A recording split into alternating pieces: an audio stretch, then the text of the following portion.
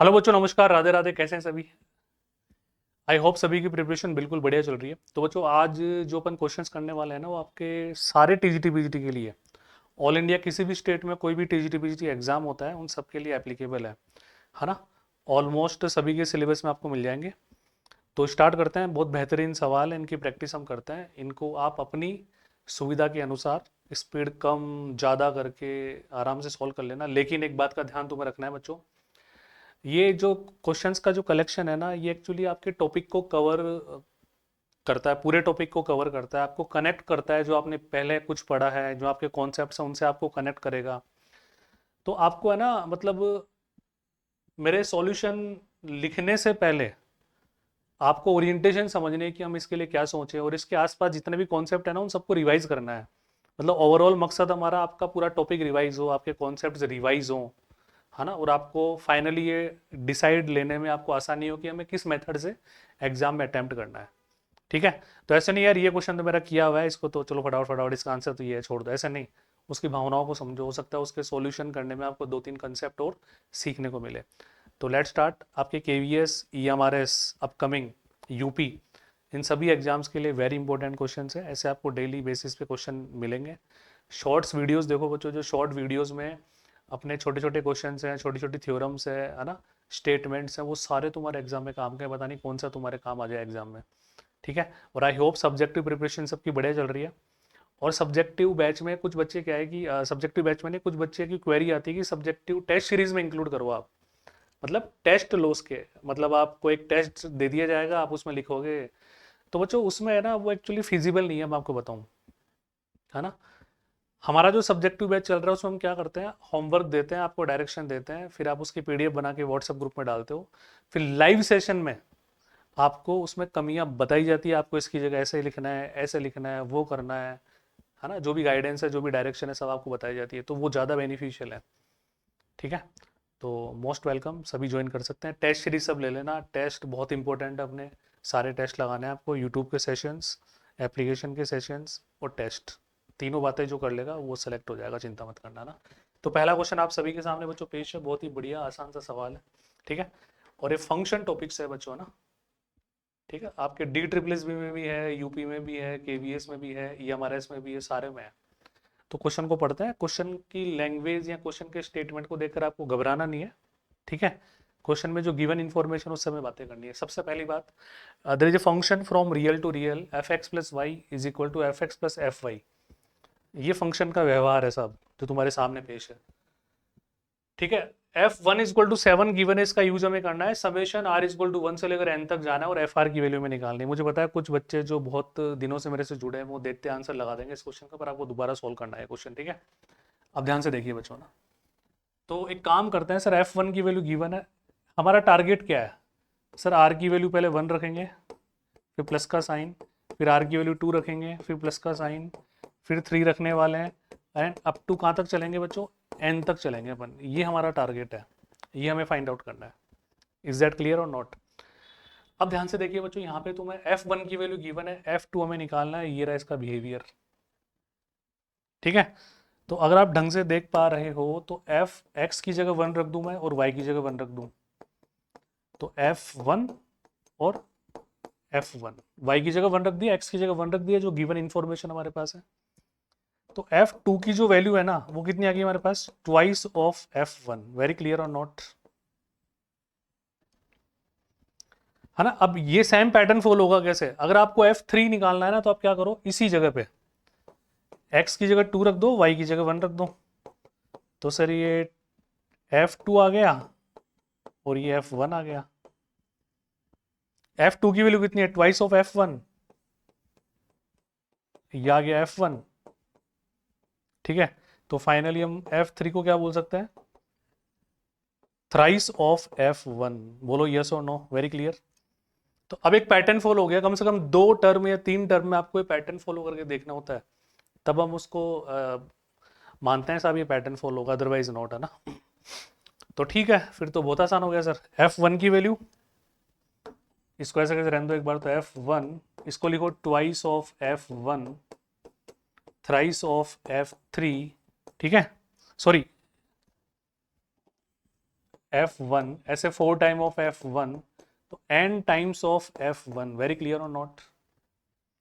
तो यहाँ से f1 कॉमन ले लूँ मैं सब में से, f1 कॉमन आने का मतलब हो गया 7 कॉमन आ गया बच्चों। अंदर क्या बचा, 1 + 2 + 3 + 4 अप टू n, तो समेशन ऑफ n का formula n into N plus 1/2, तो your required answer is 7n n + 1/2। First option is clear. अब यहाँ पर एप्लीकेशन किसी की भी हो सकती थी। यहाँ पे आपको क्या ध्यान में रखना है कि मैंने समेशन के जो फाउंडेशन क्लासेस में आपको फॉर्मूलाज लिखवाए थे वो सारे याद आने चाहिए।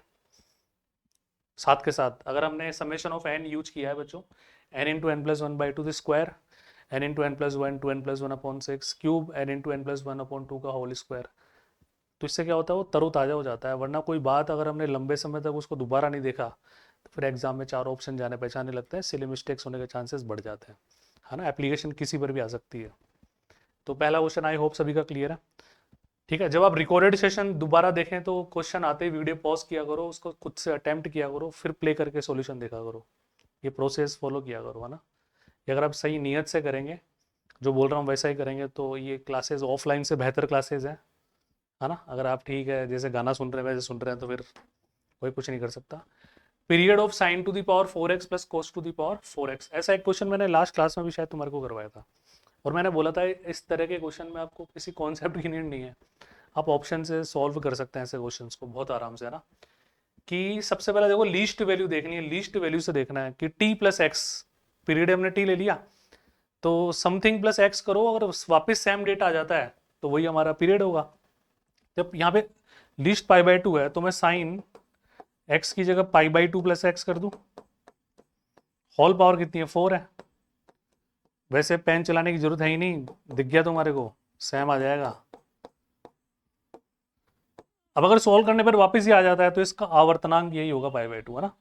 तो sine π/2 second quadrant positive, change cos x और पावर 4 एज इट इज, यहाँ पे आ जाओ। π/2 plus something second quadrant negative, π/2 पे चेंज, लेकिन ये पावर 4 होने की वजह से वापस क्या वो क्या हो जाएगा बच्चों, पॉजिटिव, तो सेम आ गया ना, कोई फर्क ही नहीं पड़ा। तो ये required result will be π/2। Second option is correct answer. Next, लगातार मैंने पिछले जो रिकॉर्डेड सेशन था उसमें भी ऐसा एक क्वेश्चन लिया, ताकि 3-4 सेशन तक अगर एक एक क्वेश्चन इस पैटर्न का करोगे तो फिर वो कॉन्सेप्ट दिमाग में घुस जाएगा बढ़िया तरीके से तुम्हारे। लिमिट x टेंड्स टू 2, ये 2 नहीं है बच्चों, 2+ है, एक प्लस का साइन भी लगा लो। ये राइट हैंडेड लिमिट पूछना चाह रहा है, थोड़ी सी एरर है यहाँ पे, टाइपिंग एरर। और ये जो ब्रैकेट है दोनों तरफ, ये यहाँ पर केवल x के पास है और यहाँ पे x/3 के पास है, ये ग्रेटेस्ट इंटीजर को रिप्रेजेंट कर रहा है। इस क्वेश्चन में एरर है टेक्निकली, ये टाइपिंग मिस्टेक है, मेंशन होना चाहिए, ठीक है। तो स्टार्ट, केवल राइट हैंडेड लिमिट की बात कर रहा है बच्चों, ना। तो वीडियो पॉज करके ट्राई कर लेना एक बार, जब आप प्रीमियर में देखें तब तो लाइव देखो, कोई दिक्कत नहीं है। तो यहाँ पे देखो हम क्या बोलेंगे, राइट हैंडेड लिमिट लगाएंगे तो लिमिट h टेंड्स टू 0, समझना एक एक बात को, 2 + h का greatest integer whole power 3/3 minus 2 + h/3 का ग्रेटेस्ट इंटीजर होल क्यूब, वही लिमिट तो h टेंड्स टू 0 अप्लाई हो रही है ना। 2 + समथिंग का ग्रेटेस्ट, 2 + समथिंग का ग्रेटेस्ट इंटीजर 2 ही रहेगा, 2 का क्यूब 8, 8/3 हमारे को यहाँ से मिल जाएगा, नो प्रॉब्लम, माइनस 2 + समथिंग, अब 2 + समथिंग है सर, ग्रेटर देन 3 तो होने से रहा, 3 से तो लेस देन ही रहेगा, तो when numerator is less than denominator तो 0 पॉइंट समथिंग, तो 0 पॉइंट समथिंग का ग्रेटेस्ट इंटीजर बच्चों 0 और 0 का क्यूब 0, तो ये 0, तो your required result should be 8/3, second option. बात समझ आ रही है, क्लियर है सभी का, बोलो भाई हाँ या ना। मामला इज डन, आगे बढ़े। Next question, sine inverse x minus tan inverse x/x3, मैंने तुम एक्सपेंशन लिखवा रखे हैं और 1-2 दिन में मैं टेलीग्राम पे PDF अपलोड कर रहा हूँ। वैसे DSSS के एग्ज़ाम के टाइम, जो पिछला एग्ज़ाम हुआ था, मैंने बहुत सारी PDF शेयर की थी, है ना, फॉर्मूलाज की, एक्सपेंशन की, थ्योरम्स की। अगर वो किसी बच्चे के पास हो तो मुझे रीशेयर कर देना, ताकि मैं वापस टेलीग्राम पे डाल दूंगा, अदरवाइज मुझे लैपटॉप में ढूंढनी पड़ेगी, फिर मैं शेयर कर दूंगा, do not worry at all. बच्चों सारे एक्सपेंशन भी आपको याद होने चाहिए, बहुत इंपॉर्टेंट है, ज़्यादा भी नहीं तो भाई मैं तुम्हें कॉसेक इनवर्स एक्स का एक्सपेंशन याद रखने के लिए बिल्कुल नहीं बोल रहा, but sine inverse x, tan inverse x, ये तो इंपॉर्टेंट है, साइन टेन कोस है ना, sine cos ten, hyperbolic expansion भी है ना। तो फिलहाल सर हम तो कंफर्टेबल ज़्यादा रहेंगे डीएल हॉस्पिटल रूल लगाने में, यही आवाज़ आ रही तुम्हारे अंदर से। तो बच्चों डीएल हॉस्पिटल में अगर कैलकुलेशन थोड़ी बेकार भी हो जाती है तो भी हर बच्चा मुझे लगता है डीएल हॉस्पिटल रूल में ज़्यादा कंफर्टेबल रहता है। तो बच्चों बात यह है कि एक मेथड्स को फॉलो किया करो, क्योंकि एक मेथड से अगर आपने बहुत सारे एग्जांपल्स किए ना तो उसमें कोई कैलकुलेशन हार्ड भी होगी ना तो आप ज़्यादा कंफर्टेबल रहोगे, बजाय नहीं नहीं इस सिचुएशन में हम ये मेथड लगा दें, उस सिचुएशन में वो लगा दें ना। अब क्योंकि आपने अगर आप अलग अलग मेथड से करोगे तो ऑब्वियसली सी बात है कि उसके 2 या 3 एग्जाम्पल्स कर पाओगे, बट एक ही मेथड को यूज करोगे तो उसके 20-30 एग्जाम्पल कर पाओगे, तो उसमें ज़्यादा कॉन्फिडेंस रहेगा तुम्हारा ना। तो 0.0 फॉर्म तो बनी रही है। लेट स्टार्ट है ना। साइन इनवर्स एक्स का differentiation 1/√1 - x²। Tan inverse x का 1/1 + x²। डिनोमिनेटर में आ जाओ सब, x³ का 3x²। अगर एक बार और अपन लिमिट लगाते हैं तो 1 - 1 ऊपर 0 बन रहा है, 0.0 अगेन, तो अगेन 0.0 फॉर्म बन रही है, तो अगेन क्या लगा दें अपन, डॉक्टर लाल हॉस्पिटल रूल लगा दें। तो आइए साहब मेरे साथ साथ, 1/समथिंग का मैंने तो देखो 2 डिफरेंशिएशन है बच्चों जो बहुत काम आते हैं हर बच्चे के, मैंने बहुत बार बताया, एक बार और लिख देता हूँ।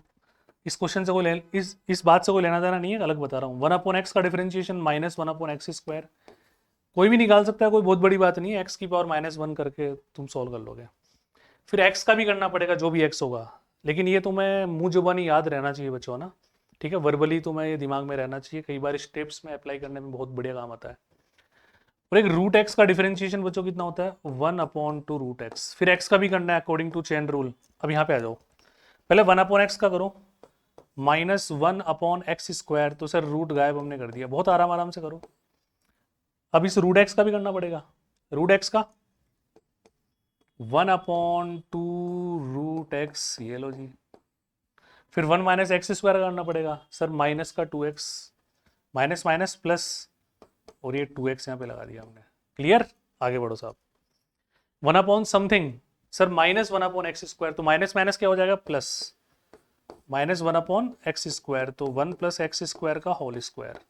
और 1 + x² का भी करोगे तो ट्वाइस ऑफ x। नीचे कितना आ गया जी, अगेन करोगे तो 6x।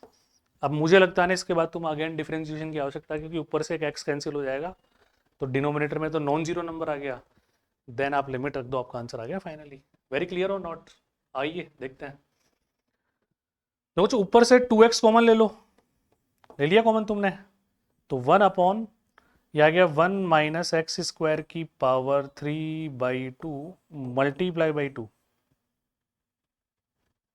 प्लस 1/1 + x² की होल स्क्वायर। कोई दिक्कत नहीं यहाँ तक। नीचे कितना आ गया जी, 6x, ये दोनों कैंसिल। ठीक है, अब जल्दबाजी मत करना, x टेंड्स टू 0 है ना, तो यहाँ पे 0 रखोगे तो देखो बच्चों, मैं इसको सॉल्व करता हूँ, 2, ये 0 रखोगे तो 1, ये 1/2 बच गया यहाँ पे, 0 रखोगे तो 1 बच गया यहाँ पे। नीचे हमारे पास कितना बच रहा है, 6 बच रहा है, ये नीचे 3 आ गया, ऊपर 3/2 आ गया, नीचे 3 ऑलरेडी है, 3 से 3 कैंसिल हो गया, आपका रिजल्ट आ गया 1/2। थर्ड ऑप्शन है ना, बहुत आराम आराम से करना होता है, कोई दिक्कत वाली बात नहीं है। तो मुझे लगता है कि जब आपको अगर 1/x का डायरेक्ट याद है -1/x², √x का याद है 1/2√x, तो फिर ये चीज़ें आसान लगने लग जाती है अगर हमारी प्रैक्टिस अच्छी है और रिफ्रेशमेंट अच्छा है, दिमाग व्यवस्थित है, नींद पूरी ली हुई है ना। Next, if f(x + y) = f(x, f(y) है ना, for all x and y, f(5) = 2, f'0 = 3, f'5 we have to find. बहुत सारे तरीके होते हैं इनका, कोई फंक्शन एज्यूम भी कर सकते हो आप, है ना, पर देखो बहुत आसान है। इसमें क्या होता है, थोड़ी सी फोरकास्टिंग करनी होती है बच्चों ऐसे क्वेश्चन में, है ना, कि गिवन क्या है और निकालना क्या है, बस उसके अनुसार हमें कुछ चीज़ें एज्यूम करनी होगी, है ना। जैसे यहाँ पे आओ, ये हमारी गिवन इन्फॉर्मेशन है, ठीक है, इसका हम दोनों तरफ डिफरेंशिएशन कर देते हैं, तो f'(x + y), ठीक है, और हमने क्या किया, y को एज ए कांस्टेंट मान लिया अपन ने, है ना, तो fy, ठीक है, और f' एक्स, भाई एफ वाई तो एज इट इज है और एफ का एफ डैश एक्स हमारे पास हो गया।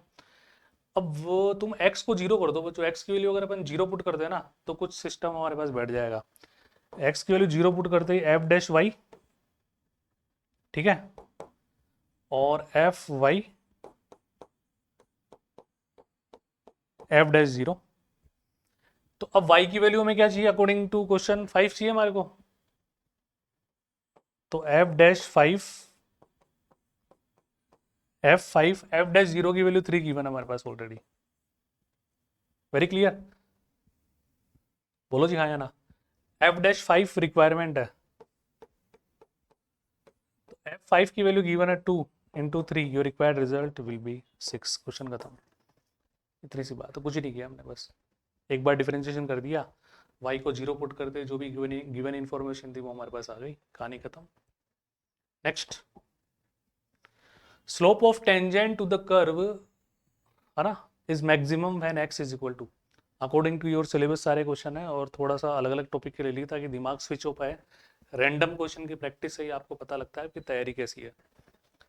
तो slope of tangent to the curve, देखो स्लोप निकालना तो अच्छा, दूसरा इसने बोला इज मैक्सिमम, तो एप्लीकेशन ऑफ डेरिवेटिव का क्वेश्चन है मैक्सिमम मिनिमा का।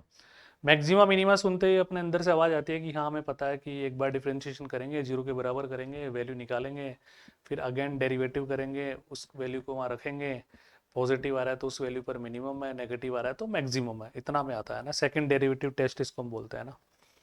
लेकिन यहाँ पे इसने बोला slope of tangent to the curve, ये जो वर्ड है ना, ये इसने बोला कि आपको पहले टेंजेंट निकालनी पड़ेगी। टेंजेंट बोले तो D Y by D X ही तो होता है, तो पहले टेंजेंट तक तो पहुंचे हम, उसके बाद निकालेंगे मैक्सिमम मिनिमा। तो सर टेंजेंट के लिए दोनों तरफ हमने क्या कर दिया, डिफरेंशिएशन कर दिया, माइनस का 3x स्क्वायर प्लस का 6x प्लस का 9। अब हमारा क्वेश्चन यहाँ से शुरू है, यानी कि जो हमारा कर्व है ना, इसको जेड ले लो, इसका मैक्सिमम मिनिमा निकालना है तुम्हारे को, इतनी सी बात है बस, किस पॉइंट पर आएगा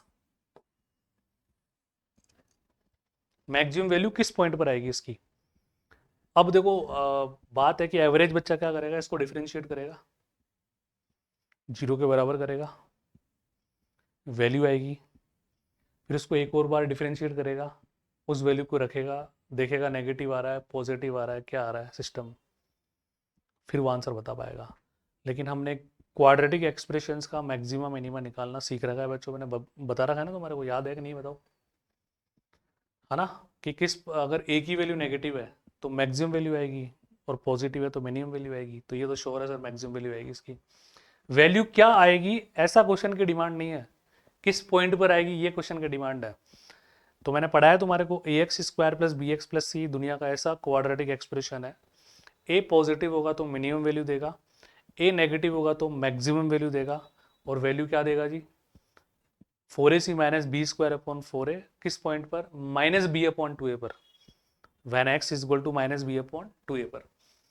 तो x की वैल्यू कितनी आएगी, माइनस बी अपॉन 2a, ठीक है, तो कितना आ गया 1, यानी कि at X is equal to 1 it will produce maximum value. अब आप कैलकुलस से भी करके देख सकते हैं, कोई दिक्कत नहीं, क्योंकि जो माइनस बी अपॉन 2a है ना बच्चों, वो कैलकुलस से करके ही स्टैंडर्ड वैल्यू निकाली गई है, तो हम डायरेक्ट छलांग लगा रहे हैं ना, ठीक है। तो अगर यहाँ पे क्यूबिक होती और कुछ होता तो फिर हम करते सेकंड डेरिवेटिव टेस्ट लगा देते, कोई दिक्कत नहीं है, पर क्वाड्रेटिक है तो हम समय क्यों नहीं बचाएं। नेक्स्ट, अच्छा पूछ ले वैल्यू क्या होगी, तो फिर क्या करोगे तुम, यहाँ तो direct 4ac minus B square upon 4a कर देना, यहाँ 1 यहाँ रख देना, आंसर आ जाएगा तुम्हारा। दो कर्व दे दिए, area between the curve y is equal to X and y is equal to X cube, इन दोनों के between area bounded by curve हमें निकालना है, ठीक है। तो आप ग्राफ इमेजिन कर सकते हैं, सबसे पहले इंटरसेक्शन पॉइंट निकालने होते हैं। अगर आपने एप्लीकेशन में ये चैप्टर मेरे से पढ़ रखा है तो आपको याद आ रहा होगा, एक पॉइंट हो गया 0, एक हो गया 1, एक हो गया -1, और सिमेट्री फॉलो करेगा।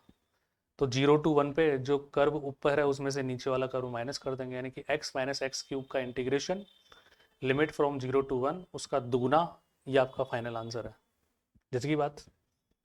अब देखो मैं तुम्हें ग्राफ बना के बताता हूँ, थोड़ा सा याद रहेगा तुम्हारे को, रिवाइज कर पाओगे, क्योंकि बहुत सारे बच्चे हैं ना जिन्होंने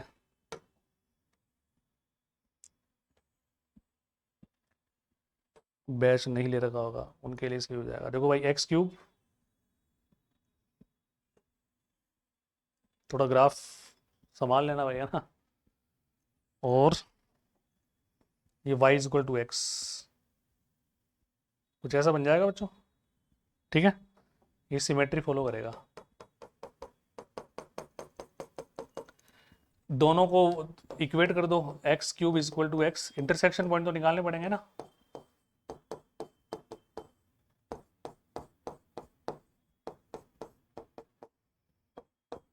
एक आ गया जीरो, एक आ गया वन, एक आ गया -1, तो आप तो जीरो से वन ले लो केवल। तो from zero to one twice कर देंगे, एक्स माइनस एक्स क्यूब, ऊपर वाले कर्व में से नीचे वाला माइनस करना होता है हमारे को ना। Simplify this, x square upon two minus x की पावर 4 अपॉन 4, अपर लिमिट 1 है, लोअर लिमिट 0 है। तो 1/4 का ट्वाइस करो, 1/2 आंसर आ गया। सेकंड ऑप्शन कैलकुलेशन कर लो भाई, सेकंड ऑप्शन आ जाएगा। कर लो फटाफट से कर लो।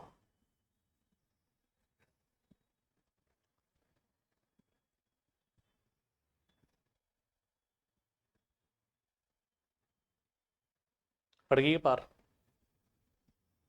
शेयर भी कर दिया करो बच्चों, अपने अपनी स्टोरीज पे लगा लिया करो ताकि और बच्चों का भला भी हो जाए।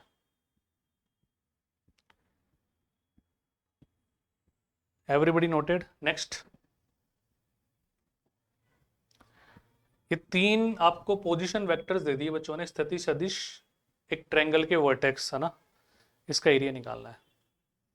तो ये फॉर्मूलाज तुम्हें ध्यान रखने पड़ेंगे बच्चों, है ना। हालांकि वेक्टर तुम्हारे अभी हुआ नहीं है क्लास में, बस आज से वेक्टर ही शुरू है, हो गया शुरू आज से, है ना। ठीक है, KVS EMRS वाले बैच में।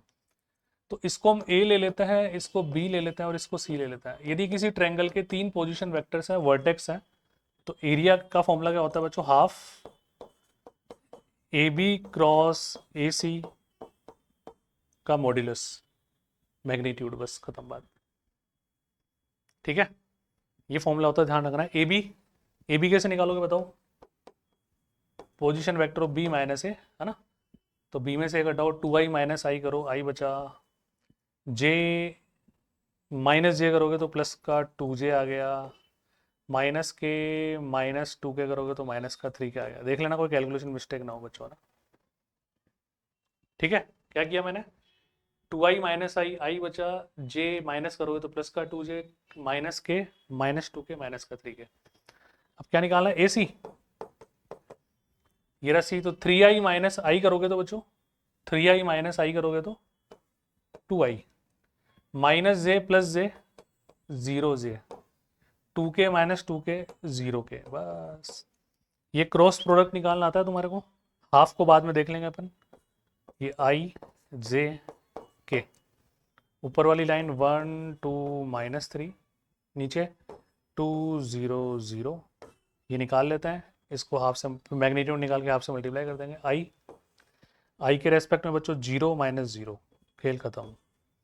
जे वाला नेगेटिव ले लें अपन, तो 0 माइनस करोगे तो प्लस का 6।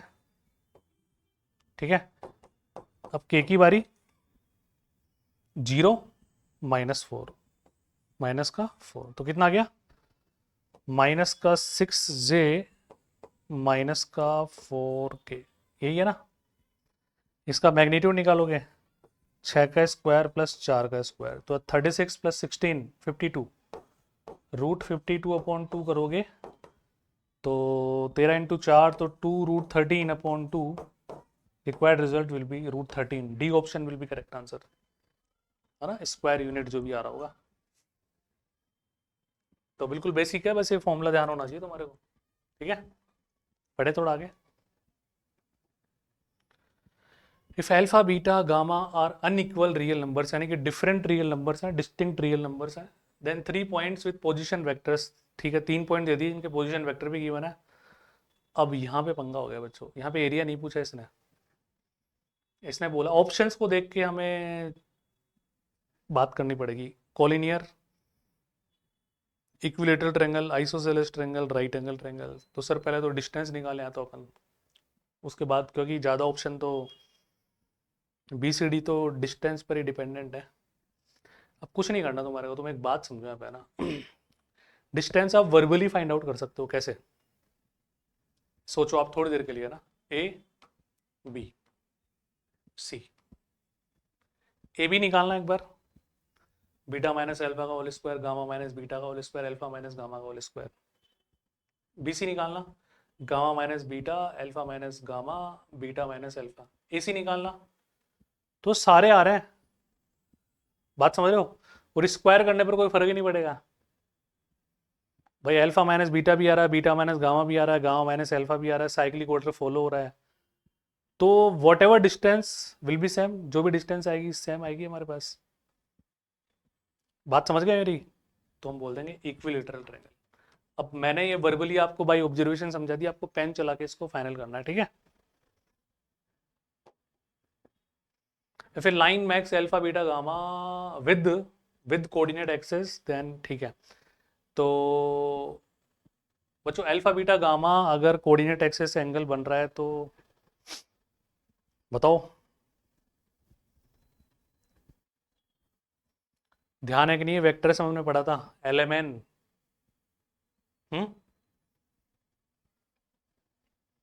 ट्राई करो एक बार, क्या रिलेशन होता है? डायरेक्शन कोसाइंस, याद आ गया? तो L square plus M square plus N square equal to one, यानी कि cos square alpha plus cos square beta plus cos square gamma. इसकी वैल्यू कितनी होती है? वन होती है, हमें पता है। डायरेक्शन कोसाइन डी सी है ना। तो ये साइन की फॉर्म में पूछ रहा है तो इसको लिख देंगे one minus sign square alpha, one minus sign square beta, one minus sign square gamma. ठीक है? तो कितना आंसर आ गया? टू आंसर आ गया तुम्हारा, कुछ करना ही नहीं है। Sine square alpha, sine square beta, sine square gamma, three minus one two. Third option will be very correct answer. Next, two dices thrown together, दो पासे एक साथ उछाले जाते हैं। Probability that neither they show equal digits nor the sum of their digits is 9। दो पासे एक साथ उछालने पर इस बात की क्या प्रायिकता है कि उन पर न तो समान अंक आए न अंकों का योगफल 9 आवे। तो जब ये नॉट टुगेदर या नेगेटिव वाले क्वेश्चन आते हैं ना बच्चों, तो टोटल में से पॉजिटिव वाले माइनस करते हैं तो वो ज़्यादा आंसर सही देता है हमारा, और वो कंफर्टेबल रहता है ना। जैसे हमने जब भी किया कि नॉट टुगेदर वाले क्वेश्चन के लिए मैंने क्या तुम्हें तरीका बताया था, टोटल माइनस टुगेदर। तो सबसे पहले अपन उल्टा करते हैं। तो ये तो पता है टू डाइसेज अगर हम उछाल रहे हैं तो टोटल आउटकम्स विल बी 36, इसमें तो कोई दिक्कत नहीं है। तो पहले तुम प्रोबेबिलिटी निकालो कि दे शो इक्वल डिजिट्स, उल्टा करो। तो सर इक्वल डिजिट के लिए 6 केस हमारे पास होंगे, 1 1 2 2 3 3 4 4 5 5 6 6। तो इक्वल डिजिट के लिए प्रोबेबिलिटी 6/36, 1/9। क्लियर है? अच्छा, सम ऑफ देयर डिजिट्स इज 9, 9 आने की निकालो, उल्टा करो, है ना। सम ऑफ डिजिट्स इज 9। तो सर केस कौन कौन से बने? एक तो 3 से स्टार्ट होते हैं, 3 6 4 5 5 4 6 3। I think there are 4 cases only, है ना। तो 4/36, 1/9। सॉरी बच्चों, यहाँ पे कैलकुलेशन मिस्टेक मैंने कर दी है वर्बली, है ना।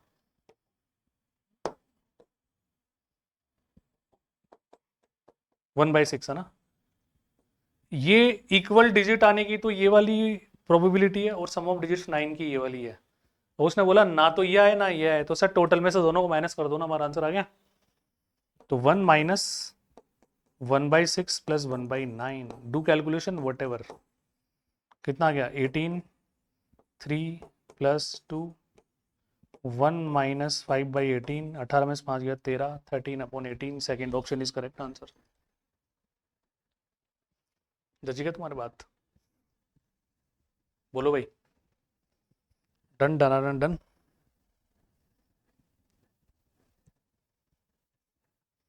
उल्टा कर दिया अपन, है ना। Next,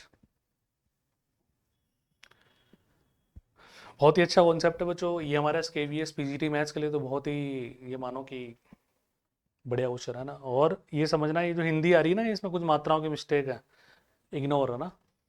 if ABC can hit a target 4 times in 5 shots, यानी कि A के हिट करने की प्रोबेबिलिटी कितनी है बच्चों? 4/5, ठीक है। बी के हिट करने की प्रोबेबिलिटी 3 टाइम्स इन 4 शॉट्स, तो 3/4, और सी के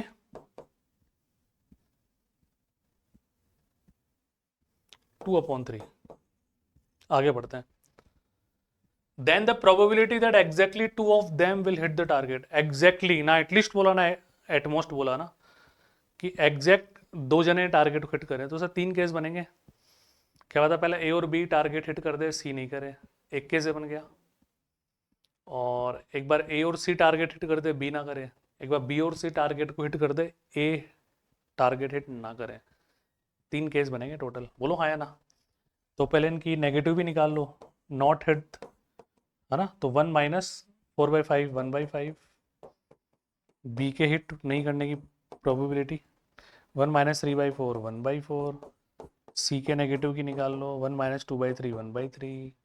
अब हमारा आंसर क्या होगा, ए टारगेट हिट ना करे, बी और सी कर दे, ए और बी कर दे, सी हिट ना करें, ए और सी कर दे, बी ना करे। सब कुछ तुम्हारे पास, इनको मल्टीप्लाई करो, कैलकुलेशन करो और आंसर पाओ।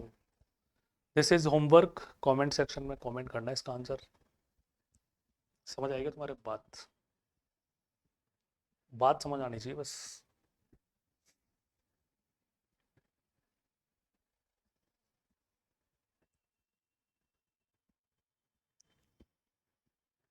क्लियर बच्चों सभी का। नेक्स्ट आगे बढ़ेगा अपन। अगला क्वेश्चन क्या कह रहा है जी। 2 numbers are selected at random from 40 consecutive natural numbers। 2 number select किए जाते हैं रैंडमली 4 क्रमागत प्राकृत संख्याओं में से। Probability that the sum of the selected numbers is odd. है ना, हमें प्रायिकता निकालनी है कि जो सिलेक्टेड नंबर है वो उनका सम है वो ओड होना चाहिए। अब प्रैक्टिकल सोचो सबसे पहले आप। देखो टोटल आउटकम तो सर हमें पता है 2 नंबर सेलेक्टेड फ्रॉम 40, तो टोटल आउटकम्स 40C2, इसमें तो कोई दिक्कत ही नहीं है ना। अब sum sum of the selected numbers is odd. 2 number select कर रहे हैं 45 में से, उनका सम क्या आना चाहिए, ओड आना चाहिए। ओड कब आता है बच्चों, देखो आप दोनों इवन ले लो, 2 + 4 6 है ना, 2 + 2 4, 2 + 8 10। सर 2 इवन नंबर्स का सम तो इवन ही आएगा।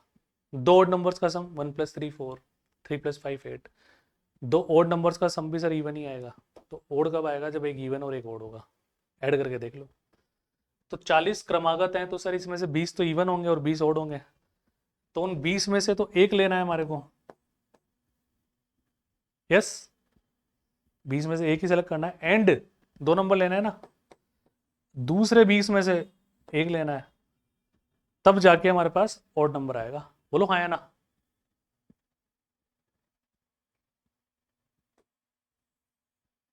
डू कैलकुलेशन, आंसर बता दो इसका। करें क्या। ऊपर कितना आ गया हमारे पास, 20 × 20 400। नीचे 40 × 39/2, तो ये 10 बचा, तो 20/39 है ना। 20/39 is correct answer. Second option is correct answer. बोलो बच्चों हाँ या ना। क्लियर है सभी का। तो बात समझो बच्चों, these are very very important question, और ऐसे ही सेशन रिकॉर्डेड करके मैं डाल रहा हूँ तुम्हारे लिए डेली, है ना। और कल से नंबर ऑफ क्वेश्चन ज़्यादा होंगे, उस बात की भी चिंता मत करना। तो करो। ऑलरेडी मैंने एक प्लेलिस्ट तुम्हारे लिए बनाई है बच्चों, केवीएस के लिए। उसके थंबनेल पे मत जाना, बस आपको उस सेशन में जो भी क्वेश्चन हैं वो सारे क्वेश्चन आपको सोल्व करना है। वो केवीएस ये हमारे सारे एग्जाम्स के लिए इंपॉर्टेंट है। कुछ टॉपिक्स हैं जो स्पेसिफिक ये हमारे केवीएस टीजीटी में, थ्योरम्स वाले ज्योमेट्री के और कॉम्बिनेटरीज है ना, ठीक है, पिजनहोल वगैरह, तो उनके मैं अलग सेशन बना दूंगा, उसकी चिंता करने की जरूरत नहीं है। ठीक है, तो करो आराम से सोल्व करो। सब्जेक्टिव बैच ले लेना जिनके पास नहीं है, कोई भी हेल्प चाहिए मुझे बताना बच्चों, एप्लीकेशन डाउनलोड कर लेना। मस्त रहो, टेस्ट सीरीज देते रहो, मोटिवेशन कम मत होने देना। सिलेबस के साथ साथ आपको रिवीजन करते रहना है। आपको ये वेट नहीं करना कि पहले सिलेबस खत्म कर लें। सिलेबस खत्म करना की एक मानसिकता नहीं है। सिलेबस खत्म मतलब रिवीजन भी खत्म हो गया हमारा साथ के साथ, है ना। स्कूल कॉलेज वाला नहीं है कि पहले सिलेबस खत्म करें फिर रिवीजन करें। रिवीजन पैरेलल चलने दो, तुम्हारा जो टॉपिक चल रहा है वो चलने दो, साथ में वो टॉपिक्स के रिवीजन करते रहो। कहाँ दिक्कत आ रही है, ताज़ा ताज़ा याद भी रहेंगे। और यूट्यूब पे प्रैक्टिस हो ही रही है ऑलरेडी, और यूट्यूब पे बहुत सारे सेशन है बच्चों, तुम्हारा मन करे रैंडम निकाल लो, प्लेलिस्ट मैंने बनाई थी तुम्हारे लिए, ठीक है। और DSSS वाले बच्चों को चिंता करने की जरूरत नहीं है, जल्दी एक बार इनसे निपटे अपन फ्री हो, फिर बस DSSS भी है ठीक है। यूपी वाले बच्चों को भी चिंता करने की जरूरत नहीं है, आपके KVS EMRS के जितने भी सेशन अपने यूट्यूब पर एप्लीकेशन में सब तुम्हारे यूपी में भी काम के हैं, फिर यूपी स्पेसिफिक सेशन भी अपन करेंगे, है ना। ठीक है बच्चों, नमस्कार, राधे राधे।